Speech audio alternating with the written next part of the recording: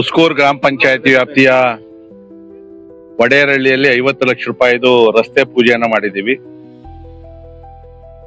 ಈ ಊರಿಗೆ ಮೊದ್ಲಿಂದಾನು ಸ್ವಲ್ಪ ಅನುದಾನಗಳನ್ನ ಕೊಟ್ಕೊಂಡ್ ಬಂದಿದೀವಿ. ನಮ್ಮ ಕಾರ್ಯಕರ್ತರು ಹಿಂದೆ ಎಲ್ಲ ಕೂಡ ಒತ್ತಾಯವನ್ನು ಮಾಡಿ ಒಂದಷ್ಟು ಮಾಡಿದ್ವಿ. ಆದ್ರೂ ಕೂಡ ಈಗ ನಗರ ಬೆಳೆದಿದೆ. ಇದು ಬಹಳ ಪ್ರಮುಖವಾಗಿ ರಸ್ತೆ ಎರಡೂ ಬದಿ ಕಾಂಕ್ರೀಟ್ ಡ್ರೈನೇಜ್ ಆಗ್ಬೇಕು ಅಂತಕ್ಕಂಥದ್ದು ಬೇಡಿಕೆ. ನಮ್ಮ ಮುಖಂಡರುಗಳು ಮತ್ತು ವಿಶೇಷವಾಗಿ ಇತ್ತೀಚೆಗೆ ಸೋಮಶೇಖರ್ ಅವರು ಕೂಡ ಬಂದು ನಮ್ಮೂರಿನ ಕೆಲಸ ಮಾಡ್ಬೇಕು, ಒಗ್ಗಟ್ಟಾಗಿ ನಾವ್ ಇರ್ತೀವಿ ಅಂತಕ್ಕಂಥ ಸಾಕಷ್ಟು ಮಾತುಕತೆ ಮಾಡಿದ್ವಿ ನಾವೆಲ್ಲ ಕೂಡ. ಇದಕ್ಕೆ ಈಗ 50 ಲಕ್ಷ ಸಾಲಲ್ಲ, ಇದಕ್ಕೆ ಹೆಚ್ಚುವರಿ ಅನುದಾನವನ್ನು ಕೂಡ ನಾನು ಕೊಡ್ತೀನಿ.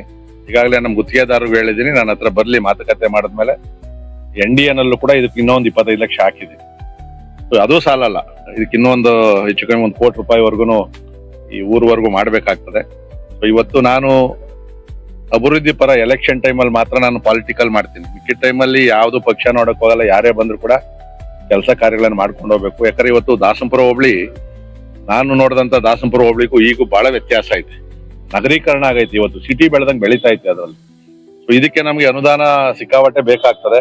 ಆದ್ರೆ ಈಗಿನ ಈ ಸರ್ಕಾರದಲ್ಲಿ ಒಂದ್ ಸ್ವಲ್ಪ ಅನುದಾನದ ಸ್ವಲ್ಪ ಕೊರತೆ ಐತೆ. ಯಾಕಂದ್ರೆ ಈ ಗ್ಯಾರಂಟಿಗಳಿಗೆ ಹೆಚ್ಚಿನ ದುಡ್ಡನ್ನ ಕೊಟ್ಟು ಅಭಿವೃದ್ಧಿಗೆ ಸ್ವಲ್ಪ ಕಡಿತ ಆಗ್ತಾ ಇದೆ. ಆದ್ರೂ ಕೂಡ ಶಕ್ತಿ ಮೀರಿ ನಾನು ಸರ್ಕಾರದಿಂದ ತಂದು, ಯಾರೇ ಇದ್ರು ಕೂಡ ತಂದು ತಗೊಂಡ್ಬರ್ತಾ ಇದ್ದೀನಿ. ನಾವು ಇನ್ನೂ ಒಂದು 30 ಕೋಟಿ ರೂಪಾಯಿ ಈಗಿನ ಮುಖ್ಯಮಂತ್ರಿಗಳು ಕೂಡ ಮನವಿ ಪತ್ರವನ್ನು ಕೊಟ್ಟಿದ್ದೀನಿ, ಗ್ರಾಮಾಂತರ ಪ್ರದೇಶಕ್ಕೆ ಬೇಕು ಅಂತ ಹೇಳಿ.